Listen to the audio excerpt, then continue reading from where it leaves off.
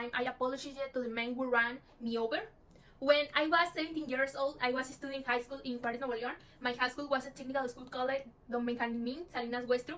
Since this was a technical school, I had two professional internships, so my school was from 7 in the morning to 6 in the evening because I had to stay for my internships. This context is important because when I tell you what's happened to me, you will understand why I left high school so late.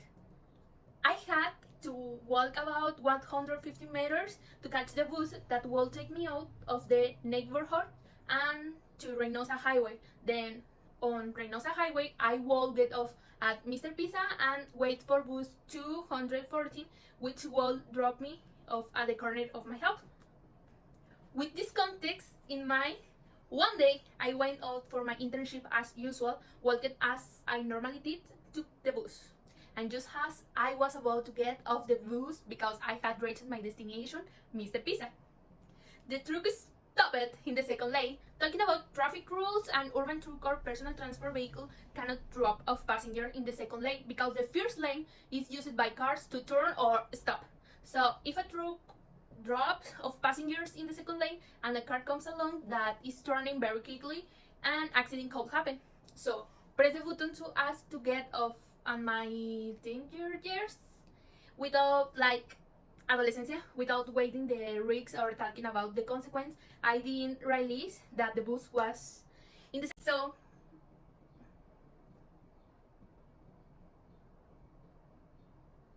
So whenever I get off a bus, I tend to jump like Brinquito on the last step because I reached the sidewalk only. That day I was kind of distracted. I wasn't like I am now.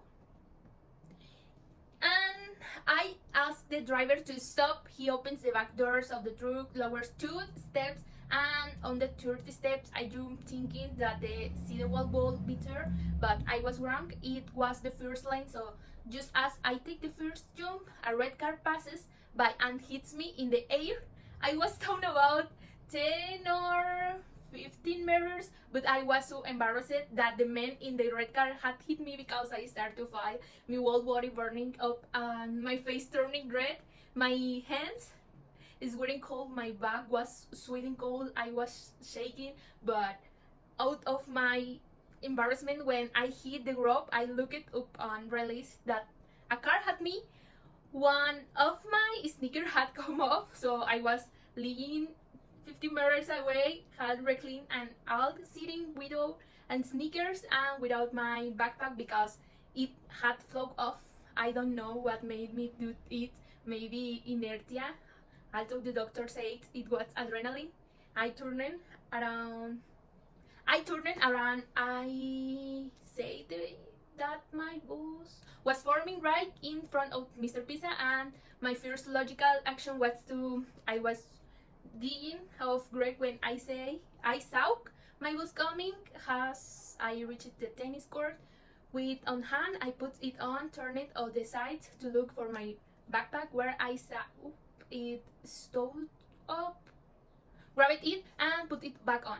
I approached the man in the red car who had hit me and offered him an apology. I told him to forgive me, that it wasn't my intention, that I had noticed him and that I didn't want any more trouble. I apologized again, and I remember that my face of the driver of the red car was pale, upset and confused. Then after that I approached him to apologize, saying, "I'm sorry, I didn't mean to. I have gotten off the truck like that." I start rubbing the hood of the cart and see that my truck is moving forward, so I start running toward to catch up. I explained the situation to her, and we went to the hospital. They put a splint on my right arm, and after that we want to check the security cameras of the stores that were near the accident. We asked for the recording, and that's how this story ends. Thank you for your listening.